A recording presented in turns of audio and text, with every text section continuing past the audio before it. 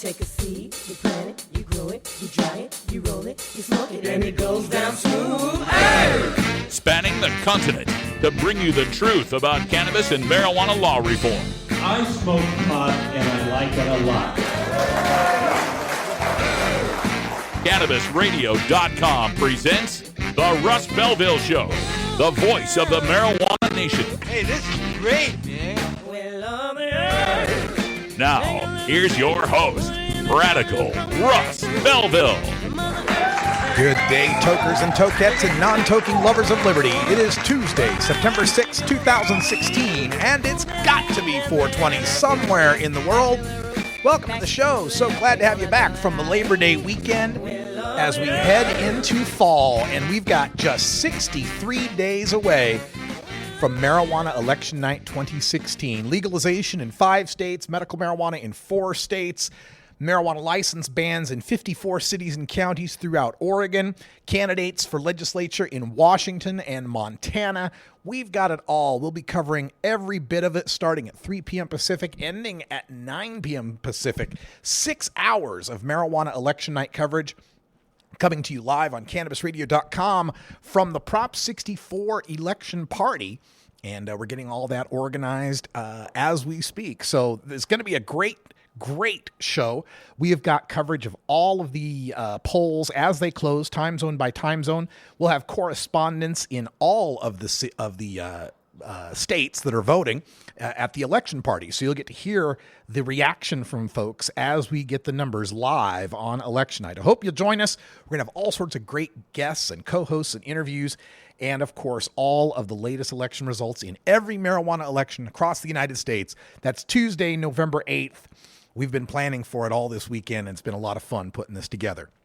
But coming up on today's show, we've got a couple of great interview guests to talk to today. Coming up at 5:30, we're going to get into a new segment we call Sensimilla Science, and we're going to speak with University of Washington researcher Sam Mendez.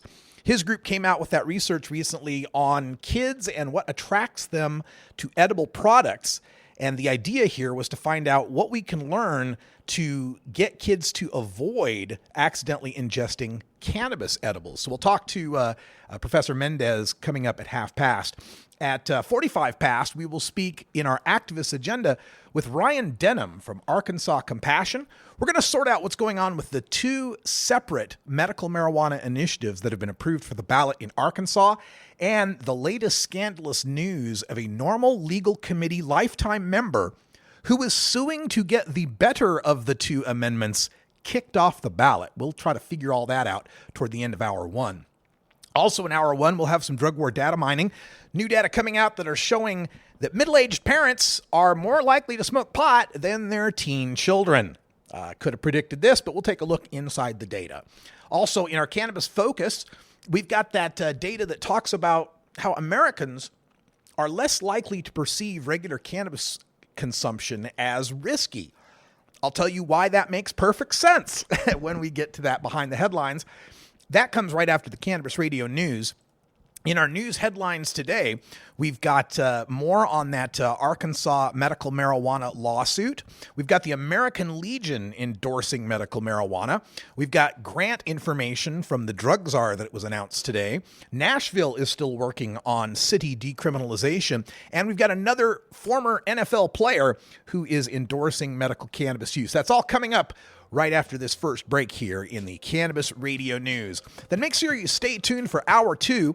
In Toker Talk Radio, we'll go more into depth in the subjects of the day, including a look here at the state of Oregon, where a lack of testing labs is threatening not only our marijuana industry, but our clean water. We've also got a look at a study that claims being high ruins your short-term motivation. And we'll also talk about the drug Kratom, which has just been declared an emergency Schedule 1 drug by the DEA. We'll tell you why, all coming up on the Russ Belville Show. Thanks for joining us.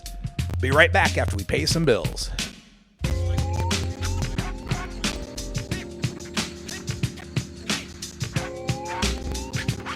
This is the Russ Belville Show on CannabisRadio.com.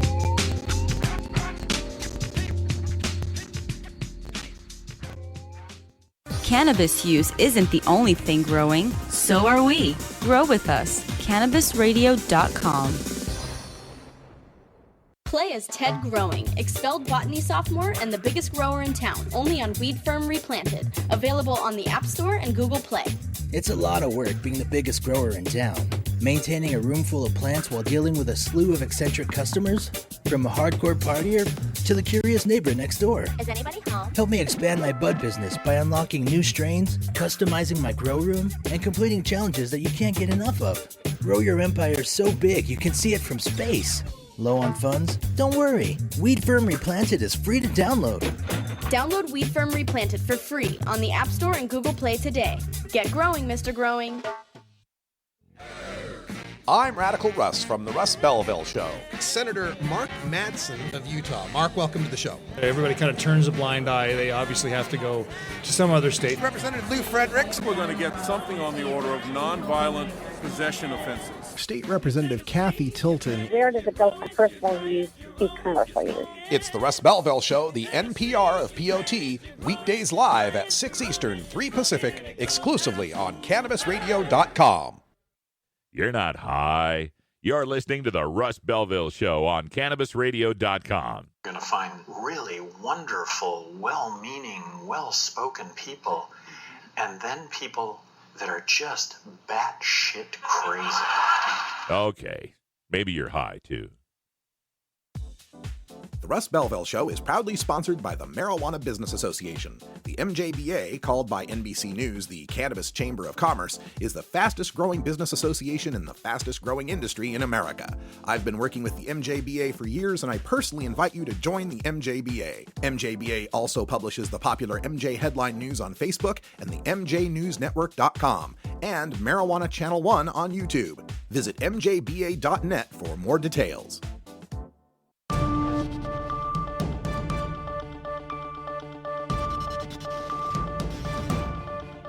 It's time for the Cannabis Radio News, covering the latest headlines in consumer cannabis, medical marijuana, and industrial hemp.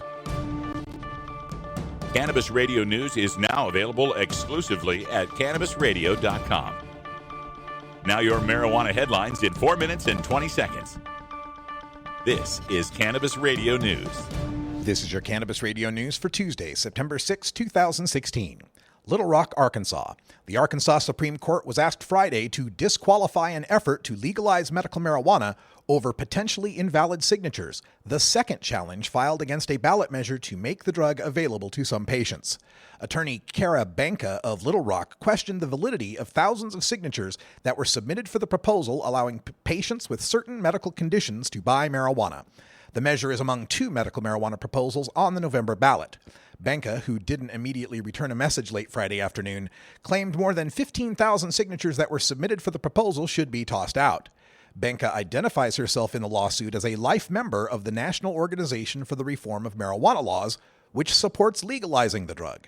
Her complaint includes claims that the group behind the measure did not follow reporting requirements for paid canvassers and that some petitions were left unattended for people to sign for the measure. Banka asked the court to prevent state officials from counting any votes for the measure in the November 8th election. Cincinnati, Ohio. The American Legion, the nation's largest military veterans organization, adopted a resolution at their 98th National Convention calling on the federal government to support medical marijuana. The organization resolved that the DEA should, quote, license privately funded medical marijuana production operations, end quote, for cannabis research, and that Congress should, quote, amend legislation to remove marijuana from Schedule 1, end quote. Marijuana.com reports that Dr. Sue Sisley, the first researcher to gain FDA approval for study of whole plant cannabis for vets suffering from post-traumatic stress, was instrumental in lobbying the American Legion to adopt their pro-medical marijuana stand. After speaking to their national convention, Dr. Sisley remarked that, quote, I only heard very positive feedback from the thousands of veterans in the audience, end quote. Washington, D.C. Today, Michael Botticelli, director of the Office of National Drug Control Policy, or the Drug Czar's office, announced $85.9 million in grants for 698 drug-free community, or DFC, support programs across the country. The grants will provide funding to local community coalitions for preventing youth substance use, including prescription drugs, marijuana, tobacco, and alcohol. DFC-funded coalitions are comprised of community leaders, parents, youth, teachers, religious and fraternal organizations, healthcare and business professionals, law enforcement, and media. While the DFC's internal reporting shows decreases in all drug and alcohol use among teens in those communities, marijuana use, quote, showed the smallest percentage change, end quote, compared to alcohol, tobacco, and prescription drugs. Nashville, Tennessee. The municipal decriminalization measure proposed in the Nashville Metro Council has been reworded to remove opposition from the chief of police. The proposal would treat the possession of less than a half ounce of marijuana as a non-criminal municipal violation, punishable by a fine of $50 or 10 hours of community service. Metro Nashville Police Chief Steve Anderson had opposed the measure for its language stating that an officer, quote, shall issue, end quote, a ticket. Anderson believed that removed the officer's discretion to charge a marijuana offender with the city violation or the state misdemeanor, or to confiscate the marijuana and waive the ticket with a warning. Newly proposed amendments would change the word shall to may, leading Anderson to, quote, feel comfortable in moving my position to neutral, end quote. The Metro Council Committee will vote on the measure today. It is expected to pass to the full council for debate and a second vote on Tuesday. Paramus, New Jersey. Another former NFL player is stepping up to support medical cannabis use by pro football players. Former New York Giants defensive end Leonard Marshall was best known for his crushing hits on the field, most infamously for cracking Hall of Fame quarterback Joe Montana's ribs in the 1991 NFC Championship game, sidelining Montana for the entire next season. Now Marshall, age 54, is a vice president for Hometown RX, a chain of pharmacies aiming to someday provide medical cannabis products in New Jersey. Marshall says he's been using cannabidiol oil to combat the daily headaches he still suffers after 12 years of battles on the line of scrimmage. He never used marijuana recreationally in his life, but suicides of former players like his friend Chicago Bears safety Dave Duerson led Marshall to be proactive about the mood changes he began to experience in 2007. This has been your Cannabis Radio News, Tuesday, September 6, 2016. I'm Russ Belville. We don't limit how much you smoke, and we don't limit where you listen. Cannabis Radio is now on iTunes, Stitcher, and iHeartRadio.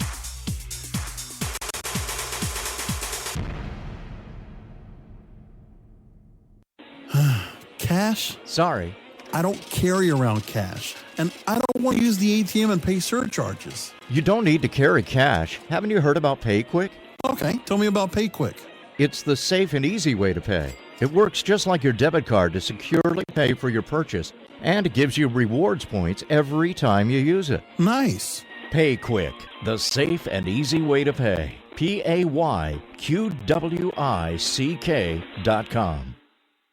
NORMAL stands for Responsible Adult Cannabis Use. If cannabis use is causing problems in your life, consider taking a break or seeking medical assistance. Consider ceasing cannabis use if you have a family history of mental illness. Don't drive or operate heavy machinery while impaired by cannabis use. Cannabis use is not without risks, even though the risks may be far less than those posed by legal drugs. You can find Radical Russ online everywhere. Gmail, Facebook, Twitter, Instagram, Pinterest, YouTube, SoundCloud, Snapchat, LinkedIn, and Boise State University's 2400 baud modem bulletin board system from 1985.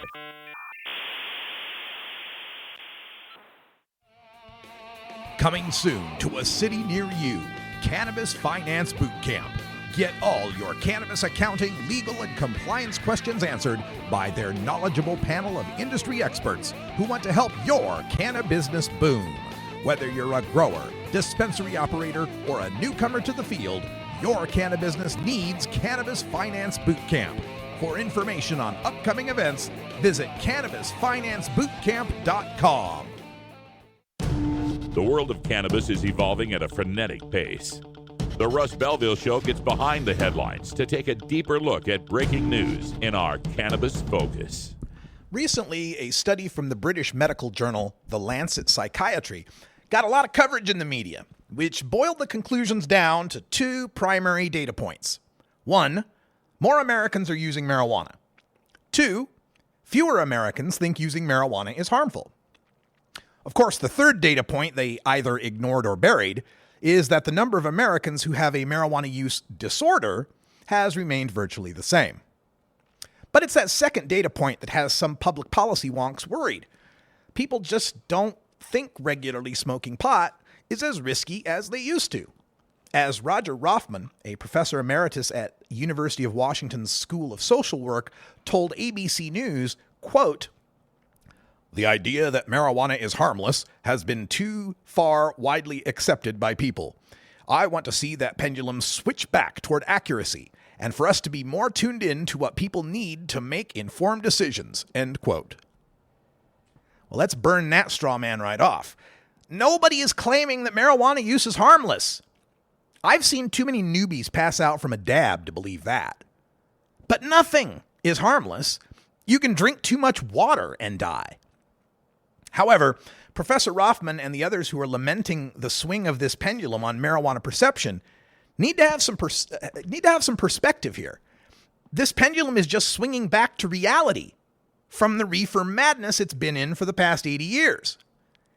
The perceptions our mainstream society have about marijuana have been pushed so far to the absurd that any accurate and factual understanding about marijuana is naturally going to reduce the fear and stigma around its use.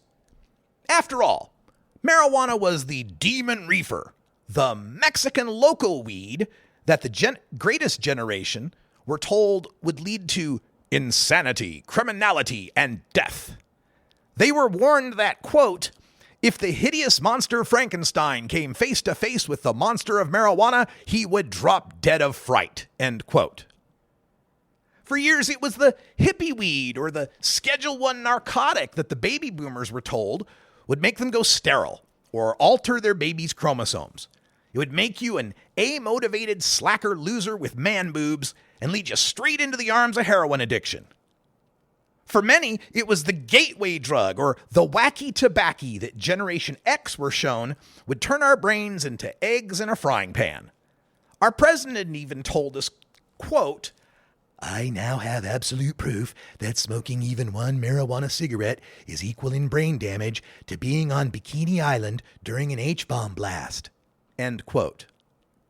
Even today, it's the pot 2.0, it's not your father's Woodstock weed, that the millennials are told is so super potent it will cause you permanent loss of intelligence and consign you to the bottom rungs of the economic ladder. In the story, ABC News writes, quote, "The general change in risk perception began around 2006 to 2007, around the same time that legislation surrounding marijuana began to change," end quote. Well, no shit. After 4 generations of us being told how terrible marijuana was, in the late 1990s, brave activists pushed back against the establishment. They touted the medical benefits of marijuana for those with severe nausea, something even the older generations had some knowledge of, as like a benefit to cancer patients undergoing chemotherapy. And they started to press its use for other severe ailments as well. And for 10 years, medical marijuana continued to pass in state after state, and nothing bad seemed to have happened. News stories accumulated of patients gaining great relief from marijuana. None of them seemed to turn into crazed axe murderers or idiot heroin addicts. So in 2002, when the government asks, quote, "Do you see great risk in smoking marijuana once or twice a week?" end quote, it's not a surprise that barely over half the people said there was a great risk. That's still half the country that believed 4 generations of anti-pot propaganda. Now, another 10 years after medical marijuana has continued to advance, and a few states have outright legalized, and the sky still hasn't fallen, only a third of the people see that great risk from weekly toking. Also consider the factor of risk isn't just to one's health, but to one's freedom. As more states and cities have reformed their marijuana laws, the risk of weekly toking leading to a free ride in a cop car diminishes. Whether or not people think marijuana use is risky and harmful is an irrelevant statistic. How many people are consuming marijuana is interesting, but not the point. The point is whether or not marijuana is actually causing harm to self and others, and what policies do we enact to reduce that harm. So far, the biggest harms from marijuana have resulted from its prohibition. So we're addressing that. Only once prohibition is over nationwide can we accurately assess what, if any, harms there are from its regular use.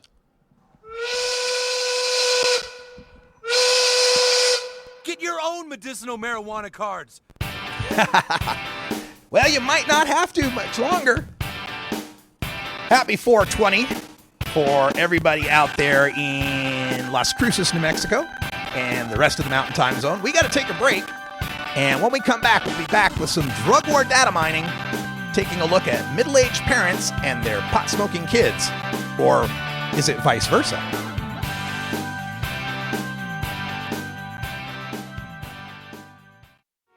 Maui Wowie, Acapulco Gold, California Kush. Our strains stretch everywhere too. This is the Cannabis Radio Network. Oh, let the marijuana llama tell you something now about a game for your phone gonna make you say, wow! The game's about the game of growing cannabis for cash. Grow the seeds of the bud, put the savings in the stash. Little by little, your empire grows large. Put the big celebrities inside your entourage. You can choose to play with Snoop or me or Cheech and Chong, Cypress Hill, Willie Nelson, Wiz Khalifa with a bong. The name of the game is Hemp Inc., that's the point. Download and play while you light yourself a joint. The business of cannabis should be no crime. Hemp Inc. is even hot-proofed by the man who run High Times. Oh yeah? Get it on Android and iOS today. Marijuana llama out. Got to tend to me own crops, you know. Money don't make itself. Hemp Inc. Previously on the Stoner Jesus Show. St. Paul's doing good work. It's Mike Craig here, Poontang, if I can use a medical term. Yes, the New England Medical Journal. Oh my That's God. Right. You can call me Dr. St. Paul now. Dr. St. Paul. I don't think I will. No. You wouldn't even qualify to be a vet.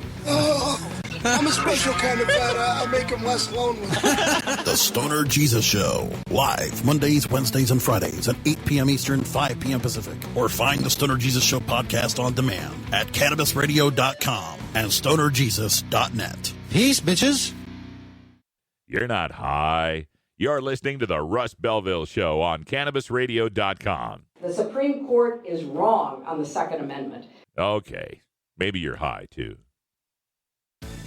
At Herbie's Cannabis Seeds, we pride ourselves on bringing you the best quality seeds from the world's most respected cannabis seed producers, all at the lowest online prices. You can find Herbie's Seeds at herbiesheadshop.com. All cannabis seeds are sold as souvenirs and as a means of preserving cannabis genetics. Herbie's Seeds in no way intends to condone, promote, or incite the use of illegal or controlled substances. We strongly urge all prospective customers to check their national laws prior to placing an order. Herbie's Seeds at herbiesheadshop.com. Proud sponsors of the Russ Belville Show and 420 Radio. Promoting the end of adult cannabis prohibition is easy because we have facts, science, reason, compassion, evidence, truth, and logic on our side. It's even easier when researchers catalog it all for us. Learn how to gather the facts on marijuana use, arrests, seizures, rehabs, drug tests, and more on this edition of Drug War Data Mining. Well, when marijuana was legalized here in my state of Oregon, there was a political cartoon that appeared in our state's newspaper, the Oregonian, that featured a middle-aged set of parents looking over their young kids playing video games. And the middle-aged parents talk about that now that marijuana is legal, they're going to go buy some Maui Wowie. And all the kids can think is, geez, pot is so lame. And it's something I've been harping on about legalization, is that legalization isn't for the kids, it's for the adults. The kids already have their access. They already know a dealer at their school. They can already find a guy behind the shop class that'll sell some weed to them. It's us middle-aged people that don't have the access, that don't want to be waiting in parking lots for a short bag of sticks and stems. Stems and seeds, I should say. It's been so long, I forgot about them. Well, now there are data that are coming out that are giving some truth to that cartoon. And the Centers for Disease Control ran their recent 12-year report of data from 2002 to 2014 from the National Survey on Drug Use and Health. And they found that over the past 13 years, past month marijuana use has steadily increased in the United States. And as I reported to you last week, the greatest increases are found among people aged 26 and older. Meanwhile, the teenagers, those aged 12 to 17, their use actually fell by 10% since 2002. In fact, the takeaway from this latest report is that a greater percentage of people aged 35 to 44 are using marijuana on a monthly basis than people aged 12 to 17. That's right. The middle-aged parent is now more likely to be the pot smoker than their teenage kid. Among middle-aged people, 45 to 54, the increase was 50%. For people 65 and older, the increase is 333% since 2002. And for people in the 55 to 64 age group, the spike was 455%. So teenage use over the past 12 years, remember, during this past 12 years, we legalized medical marijuana in 25 states or so. We legalized recreational in 4 states. And all of our opponents said, all this legalization is going to make kids think it's okay. We're going to have stoned teenagers roaming the streets like pot zombies. It's going to be a crisis of biblical proportions. And yet what we're finding is the opposite has happened. Fewer kids are using marijuana. More adults are turning to marijuana. Now, it's an overall percentage. It's not as great. Let's be clear about that. When you're talking about people between the ages of 18 and 25 is going to be your greatest demographic for regular marijuana use, up to about a third of them using monthly. Between ages 55 and 64, it's just 6.1% of the people that are using. And among people over age 65, it's just 1.3%. Still, those numbers are greatly increased from 12 years ago. Now, the other news that comes from the CDC study that's interesting has to do with the perception of risk. And the idea here is that as marijuana becomes more legalized, in 2002, half the people found great risk from weekly smoking of cannabis. Now it's down to just a third of the people who find great risk from the regular smoking of cannabis. The other thing that we found is that the perceived availability for cannabis among teenagers has also dropped. Since 1975, the Monitoring the Future study has asked American 12th graders if they wanted to go out and score a bag of marijuana, how easy would it be? And the percentage of those 12th graders who have reported it would be easy or fairly easy to score a bag has never dropped below 80% in the 40 years they've been asking that question until now. The most recent data from 2014 shows a slight drop. It's down to 79.5%. But that still is the first time it's ever registered below 80%. And going back to this 2002, it was above 80. It was like close to 90% of the kids found it easy to acquire cannabis. So legalization is showing a significant decrease in kids' ability to access marijuana. The other thing that we found is a decrease in abuse and dependence. There have been increases in daily and almost daily use among adults, but no increase in the prevalence, in fact, a slight decrease in the prevalence of marijuana dependence and abuse among adult marijuana users. This is news that is great to hear, but it's something I think those of us in the cannabis community have been well aware of through our personal use of the plant and hanging around a bunch of people who've been using it for a very long time. We're finding out that, yes, there is a cannabis dependence, and some people will suffer from it. But those same people are going to suffer from it no matter what we set up. See, we can have pot shops or we can have prohibition, and it doesn't seem to change one way or the other whether or not a certain small group of people develop an unhealthy relationship with cannabis. Well, folks, speaking of data, we're going to go get some more straight from the source. Coming up next in our Sensimilla Science, we're going to be speaking with University of Washington researcher Sam Mendez on his group's research on children and what attracts them to edibles. Stay tuned. It's the Russ Belville Show. We're back in 2.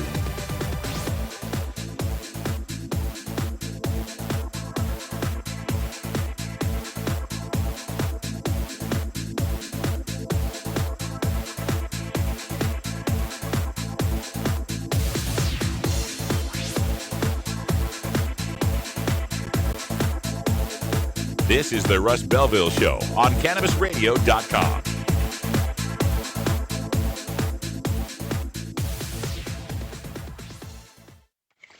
How high do you like your profit margin? CannabisRadio.com. Dr. Dabber, hurry! Its temperature is shooting past 1,000 degrees Fahrenheit. It's burning up. I'm afraid for this little guy, it's just too late. What caused the problem? Only Dr. Dabber can maintain the perfect temperature for a smooth-tasting, slower burn. This standard vaporizer lost all of its health benefits, sending it up in smoke. So you're telling me that most vapor pens burn so hot they produce smoke, not vapor? Correct. Keep away from those standard vaporizer pens and turn to Dr. Dabber. Doctor's orders. Less heat, more flavor. The political climate is at a fever pitch, and the fight for the social fabric of America is set for battle this November. Tuesday, November 8th, the cannabis liberation movement takes a huge step forward, and Cannabis Radio is here to chronicle this legendary moment. CannabisRadio.com and the Cannabis Radio News team will feature wall-to-wall live coverage of all the coast-to-coast voting of state amendments, ballots, propositions, and initiatives that will further progress the cannabis crusade. Join us November 8th for Vote 2016, The Path to Cannabis Freedom, only on CannabisRadio.com. You're tuned into the Russ Belville Show, the voice of the marijuana nation, only on CannabisRadio.com. New beginner guitars and banjos are often constructed much better than ones built before your time. Why struggle? Get a new instrument or fix the old one. The trusted professionals at the Fingerboard Extension will evaluate your instrument for free. Repairs are priced for people who work for a living. Stop by the Fingerboard Extension downtown Corvallis at 120 Northwest 2nd Street today, or check out its inventory on the web at fingerboardextension.com.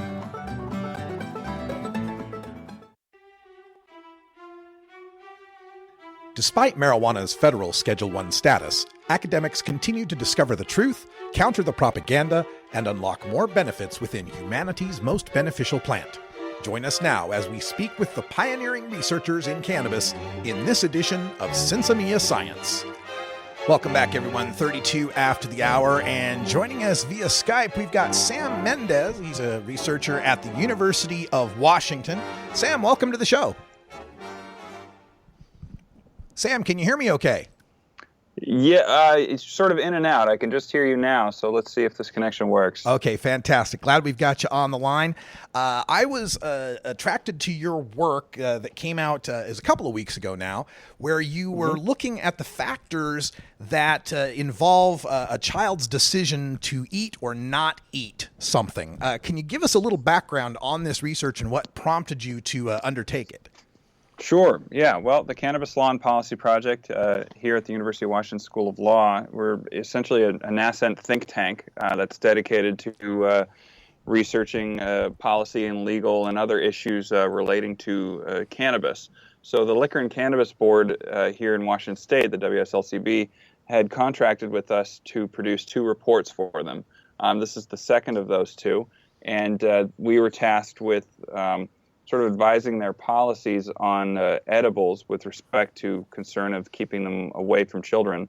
So tackling the question of what exactly about food itself and the branding and packaging around the food could make it attractive to children. So this just wasn't about cannabis edibles specifically, but just in general what attracts kids to food. Yeah, exactly. And that was actually for a very practical and ethical issue that I don't know of any research out there in which cannabis-infused edibles are tested on children. And there's ethical issues with that of having children try it. So I can imagine it'd be tough to have the cannabis gummy group versus the placebo gummy group. Exactly. Right. Exactly. I don't know if there would you'd get funding anywhere for that. But we figured, the same principles would apply for cannabis-infused food or regular food about what a child would be attracted to. All right. So what were some of the conclusions that you found? What made food attractive to kids? Right. Yeah. So our conclusions were nothing groundbreaking, but it did provide, a solid research foundation that the LCB can rely upon both for the present and in the future, if they should revise their policies. So we essentially had two large categories. One was the food itself, and then the other was the branding and packaging of the food. So around the food itself, we looked at 4 subcategories, and that was it was the color, the shape of the food, as well as the smell and the taste of the food. Now, our conclusions were, surprise, surprise, that children are attracted to bright colors, particularly red and yellow. Particularly young children are attracted to interesting shaped foods, such as bears or stars, as opposed to just regular stick or not uninteresting shapes. And then with taste and smell, on par, we found research that showed that children are attracted to sweet tasting and smelling foods, as opposed to sour or bitter or other flavors that might be more attractive to adults. So again, no real surprise there, but it does provide some research basis to things that we already find intuitive. In Colorado, they had already adjusted their edible manufacturing rules to forbid the manufacture of anything shaped like an animal or a shape or a human. What other recommendations would you make as far as crafting Washington's laws? What recommendations did you make for these edible products? Right. So the second category, we also found that branding and packaging had a very strong impact on a child's choice of food. So a classic example would be children's cereal, where you have very bright colors with mascots or other characters that are represented by them. And then something like Lucky Charms also have interesting shapes in there as well. So I think one thing that was sort of intriguing was that none of these factors was clearly indicative of child automatically being attracted. So no one factor we concluded was an entirely essential portion. But we did find that on a broad level, looking at all of these categories together would be a better approach. So sort of having a certain number factor test in approaching, from a regulatory standpoint in approaching a product. Now, the LCB already has, like Colorado, they already have policies around edibles, and it's pretty general in nature. It's basically foods or products will not be allowed to be sold that are likely to be attractive to children, and they do have in parentheses such as gummy bears and lollipops. So they already didn't allow, for example, infused gummy bears. And this provides the research support for that. As whether the LCB will revise their policies in the future, I'm not really sure. But in some, essentially sell products that are not likely to be attractive to children, and based on these factors, dark or non-bright colors such as brown or black, both with the packaging and the food. Not interesting shapes, so no bears or animal crackers or things like that. Now, taste and smell is actually a little bit more difficult. And, I have had people suggest to me, well, what if we make brownies taste a little bit more bitter or add something to that? But the industry would be up in arms over that. I mean, they are still, after all, selling sweet foods. So that could be harder to regulate. I'm not making any value judgment on what the LCB should do, but you can see why that would be more difficult to regulate. Yeah, it's something that comes up for those of us adults on the cannabis consumption side, is that we like candy too. and right. It's, I actually looked up the figures from the American Confectioners Association, and they tell me that 2 out of 3 gummy bears manufactured are eaten by adults. So is it just going to be a situation where we're likely, if we want to have gummy bears or gummy products, we're just going to have to make the compromise of them being brown and shapeless? Is that it? Yeah. I mean, I haven't heard of any banning or disallowing of, shapeless brown gelatinous candy. There we go. I think that would pass the test. So, yeah, but I do think for now, consumers and the industry will probably have to, resolve themselves to not buying infused bear-shaped foods. We did also acknowledge in the paper that an important factor here is also parental responsibility. Just about everybody agrees that we should keep this product away from children, although this is not a product that does, very easily kill a child. There's no lethal dose of cannabis. But this was also not the first dangerous product that is found in a household. I mean, alcohol is already in many people's households, but of course, cleaning agents and pharmaceutical drugs are very common, and their parents have a responsibility to keep those out of reach and away from children as well. So that we just had that sort of as a disclaimer early on in the report that we are here to advise the LCB on this research and providing these factors and findings. But at the same time, from a regulatory standpoint, the government can only do so much. And in order to keep children safe, of course, parents are the first responders there. I'm glad you bring up that disclaimer because as we look at the poison control statistics in America, the fastest growing category of these accidental ingestions isn't cannabis. It's those laundry pods, like those Tide jelly-looking laundry pods that kids are getting into. Nobody's calling on them to manufacture them in shapeless brown packages, but thank you for bringing that up. Sam, before we close things up here, I want to make sure that if you've got any contact information, websites, or helpful resources for our listeners out there, that you get a chance to promote those for us, could you? Yeah, sure. I'd be happy to. I'll also just put in a plug that the Cannabis Law and Policy Project is currently actively in our fundraising campaign. So we're seeking to raise $250,000 by the end of October. So if any of your listeners are interested in contributing, please feel free to reach out to me. You can email me directly at smendez@uw.edu. That's smendez@uw.edu.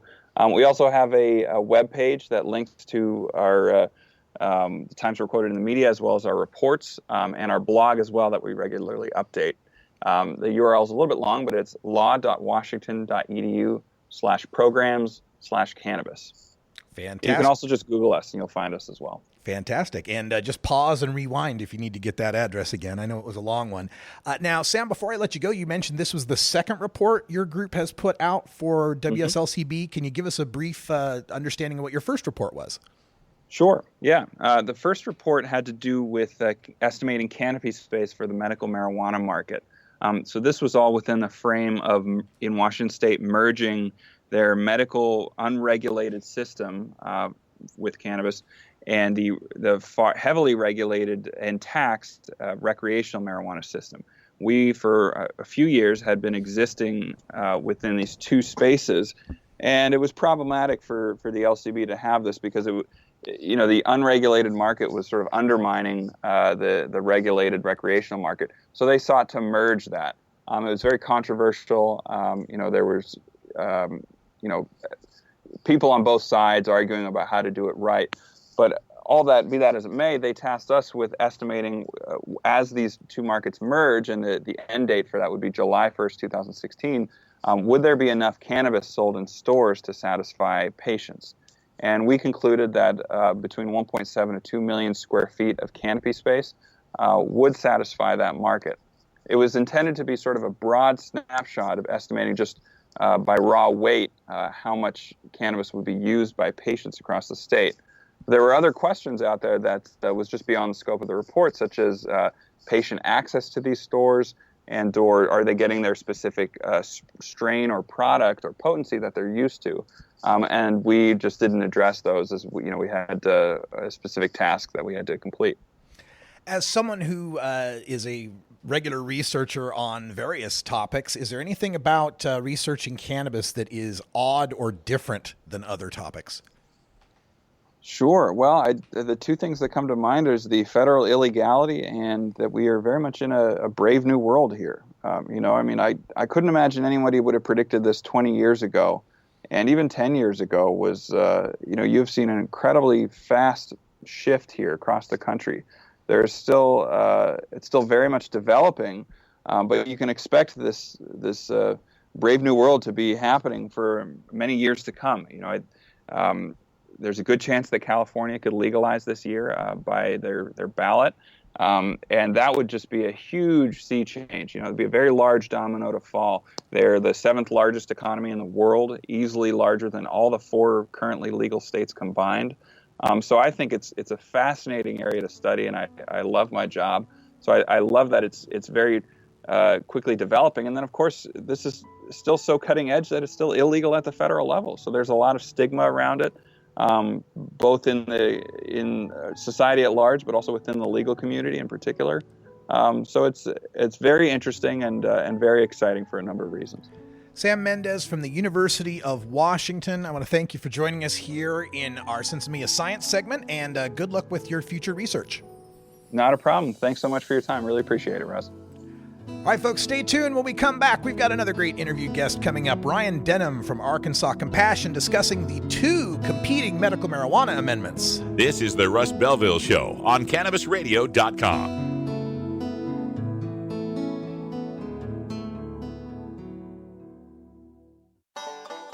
Seed to sale, clicks to conversions, and more. You're listening to the Cannabis Radio Network. Great websites today need expert web design and development and need to be e-commerce ready and mobile friendly. But building a marketable and profitable website can be an uphill climb. Ready to make your new website or replace your existing website? Think Orange as the new way to get in the black. Orange Hill Development works with Fortune 500 companies and offer the same top quality development service at a fraction of what other providers charge. Brands like Absolute, Carlsberg, and Nestea trust Orange Hill Development. Find out why you should trust your website with Orange Hill. Contact Orange Hill for a consultation today at orangehilldevelopment.com. CannabisRadio.com keeps you in the know Monday through Friday on air and on demand with Cannabis Radio News. Presented with the definitive worldwide news source, the Associated Press. Stay informed with exclusive news on all things cannabis. Cannabis Radio News, live weeknights at 6 p.m. Eastern, 3 p.m. Pacific during the Russ Belville Show, or download the daily podcast exclusively on CannabisRadio.com, as well as iTunes, Stitcher, and iHeartRadio. When breaking news happens in the cannabis industry, Cannabis Radio News delivers the details first. Marijuana is not addictive, but listening to the Russ Belville Show is. Are you playing an acoustic guitar but want to be louder without an amp? Try a resonator guitar. The fingerboard extension has National Resophonic and other resonators, square necks and round necks. Stop by the Fingerboard Extension downtown Corvallis at 120 Northwest 2nd Street today, or check out its inventory on the web at fingerboardextension.com. Go wild hog in the woods.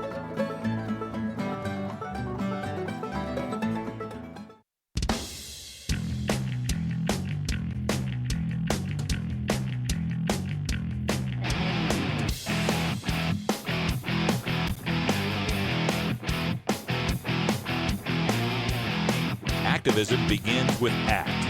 The Russ Belville Show features the stories of hardworking grassroots activists working for an end to prohibition in today's activist agenda. Welcome back, everyone. 48 after the hour. Today in the activist agenda, we've got a longtime activist joining us, Ryan Denham from the state of Arkansas. Hi, Ryan. How you doing? How's it going, Russ? Thanks for having me on. And are you still with Arkansas Compassion? Is that the group? Yeah, Arkansans for Compassionate Care. Yep. Fantastic. Okay, so Arkansas is kind of thrown us all a curve here in the reform community by getting not one, but 2 medical marijuana initiatives on the ballot. Can you give us some background on to why this happened? Sure. So, in 2012, Russ, we actually, grassroots activists with Arkansans for Compassionate Care, collected enough signatures to place medical cannabis on the ballot for the 2012 presidential election, and we were narrowly defeated on Election Day. It was less than 3 percentage points. We lost by around 30,000 votes, so it was a very, very close defeat, and we vowed to come back again. So we reorganized. We collected enough signatures on a very low budget and qualified for the 2016 ballot. One of our former attorneys, his kind of analysis on why we were defeated was because we had the grow your own option included, or the hardship cultivation option included in our 2012 initiative. And, we disagreed on including that again. It was important for us to include that grow your own option moving forward. And so he ended up leaving the group. David Couch is the attorney's name from Little Rock. and vowed to basically start his own group. Now, we, qualified for the ballot. We were the first to make the ballot, and we hoped that would have solved this situation, and he wouldn't have turned his signatures in. But he decided to turn in the signatures and go against us. So we're kind of in a situation now where we have two different medical cannabis initiatives on the ballot, and there are quite a few differences, too, that I'd like to talk about here as well. Sure. So let's make sure people know. Yours is the Arkansas Medical Cannabis Amendment, and the other one is the Medical Marijuana Amendment. Do I get that right? Close. Ours is the Arkansas Medical Cannabis Act, and the opposing campaign, the big business campaign, is the Arkansas Medical Marijuana Amendment. And so his is a constitutional amendment. Ours is a statutory initiative. Okay, and the differences, yours is the one that includes the right to grow? That is correct. So we're identified now as issue number 7 on the ballot, and the opposing big business campaign is issue number 6. So we allow for grow your own option if you're 20 miles away from your dispensary, which would be 5 mature plants and 5 flowering plants. And so under the other one, there is no home grow at all. You'd have to buy from a dispensary. That's correct. Are there differences in the qualifying conditions? Yeah, there are. We have 56 qualifying conditions. So we really kind of increased the conditions that we had in 2012. We ran into patients across the state that had conditions that were not included in our 2012 initiative, and so we wanted to make our law better. And the other competing campaign, issue 6, has around a dozen conditions. And, we think his campaign leaves out important conditions like lupus and autism, Parkinson's, anorexia, traumatic brain injury. So those are just kind of a few examples of ones that are left out on the opposing initiative. Are there any other significant differences to tell us about? Yeah, so the agencies that oversee the program, our entire program is overseen by the Arkansas Department of Health, as we think it should be.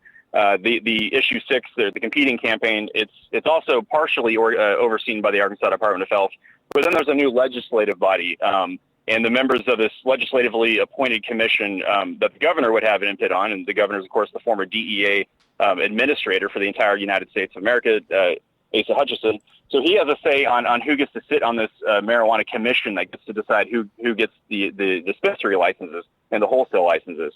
And then the third agency or the third group entity that would be overseeing this program is the alcohol beverage control. And we have a problem with the alcohol beverage control being involved in medicine.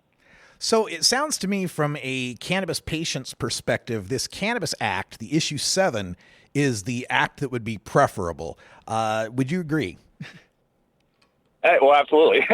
That's why we have the patients and the volunteers and their families that are on our side. Yeah. This campaign, and as you know, Russ, it's hard to get signatures. We turned in 117,000 signatures. We paid very little canvassers to do that, and most of it was grassroots volunteer work. And these are the people that got the signatures are the people that actually need medical cannabis. These are the people that have MS, and cancer, and AIDS, and Hep C. And that's why they support our initiative over the competing initiative. So this is an interesting scenario. You've got one that's a more restrictive amendment and one that's a more liberal statutory act. What if they both pass? So, the short answer usually from people you talk to is the one with the most votes wins. But it's a little more complicated than that. And ultimately, I think would probably end up in the courts. Since the competing issue 6 is a constitutional amendment and ours is an initiated act, that rule may not apply. It is possible that some legal people think it is possible that the initiatives could be reconciled with each other, that parts of ours that aren't prohibited under the amendment could maybe be allowed to be interwoven with the amendment or allowed to exist as statutory law. So it's really kind of an unknown, honestly. I don't think this has really happened before in Arkansas. And but ultimately we're hoping that we get more votes than the other one, that we prevail on election day. Our initiative is polling higher than the other initiative, and it seems that Arkansans want to support the things that are in our initiative, like the hardship cultivation. We have an affordability clause that would be the first in its nation, as far as I understand, where folks on a low income scale could get a discounted price for medical cannabis if they meet certain criteria. Arkansas is one of the poorest states in the nation, and that was important for us to have equal access for low-income patients. Now, Ryan, one of the most recent developments in this situation is a second lawsuit filed against your initiative, and it turns out it's filed by a normal legal committee lifetime member. What can you tell us about this, and is it in any way connected to Mr. Couch and his campaign? Sure. So, a few days ago, Friday, actually, we had a second lawsuit. We actually had a first lawsuit where a group, a family group and physician-related group is trying to kick us off the ballot based on the ballot title. But this new lawsuit is aimed at actually kicking off signatures from the signatures that we turned in, invalidating signatures, rather. And so the woman who did this, her name is Kara Benka, and she's a Little Rock attorney. She signed up as a normal legal committee member. We've never heard of her before. She's never been active in the activist community or drug policy reform or anything like that. And she's basically filed a lawsuit aimed at kicking signatures off. And so, our attorneys are working to respond to that case, and we know we're confident that we're going to prevail and still be on the ballot. So, so this is likely going to court, and you don't think there's very much merit to these claims? No, not really, Russ. We had a really solid campaign. We really strived to follow the rules 100% and really, make sure that everything was done with the required laws in the initiative process. And, we really, did a few different audits on the campaign before we turned in signatures. And we're really confident that our signatures are sound and that we're going to continue to be on the ballot. Is there worry that having two of these on the ballot may confuse voters and possibly split the support for medical marijuana? Sure. And that was our concern all along. And, throughout this campaign, especially once we were getting closer to the end, once we, when we turned in our signatures, we did a press conference and we pleaded for this other side to not turn in their signatures. We made the ballot first. If they would have made the ballot, there's a chance we probably wouldn't have turned ours in, because having two on the ballot, it can confuse voters. And so there's nothing we can do about it right now except move forward. And we're trying to get out the vote as the best way possible with our grassroots army of volunteers, the way that we made the ballot. So we've got 1,600 people that have signed up in Arkansas to help us get on the ballot. And now we're activating those volunteers to get out the vote. So we're distributing, tens of thousands of handbills and, hitting social media hard and speaking engagements and really just trying to get that issue number 7 in the voters' mind when they walk in and vote on November 8th. Aside from these internecine battles between campaigns, is there any sort of significant opposition to both of them from, say, law enforcement or rehabs? Yeah, and Russ, a lot of that's been overshadowed by the lawsuits and by this dueling situation. So there's the typical players that are against this. The Family Council of Arkansas that's connected to the National Family Council, that they're opposed to this. There's another group that has launched Coalition for Safer Arkansas Communities, but they're really not too active and they haven't really raised much money at all. So I think really that we've been out there for 2 years promoting this campaign so much that we've made a lot of connections and that we've done a great job of talking to voters and really educating them about how medical cannabis can help and why this is an important law to pass in Arkansas. Well, I wish you all the luck in the world, and I encourage my listeners in Arkansas to always pick cannabis over marijuana. Make the right choice on election night, and we'll be here on election night bringing you all the latest results. Ryan Denham with Arkansans for Compassionate Care. Thanks for joining us, and we'll talk to you soon. All right. Thanks for having me on, Russ. Appreciate it. You betcha. All right, folks, that's all the time we got for hour 1, but stay tuned. There's a whole nother hour of the Russ Belville Show coming up in Toker Talk Radio. We'll be talking about Oregon's lack of accredited testing, how it might affect not just the cannabis industry, but our clean water. Also, a story on the new study on cannabis and short-term motivation, and the DEA scheduling kratom as a Schedule I drug. For everyone here at CannabisRadio.com, I'm Radical Russ. Thanks for joining us, and until next time, take care of each other, tokers.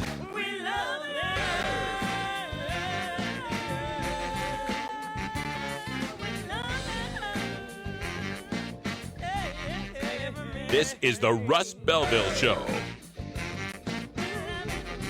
The Russ Belville Show is blogging and podcasting daily at RadicalRuss.com. You grow it, you dry it, you roll it, you smoke it.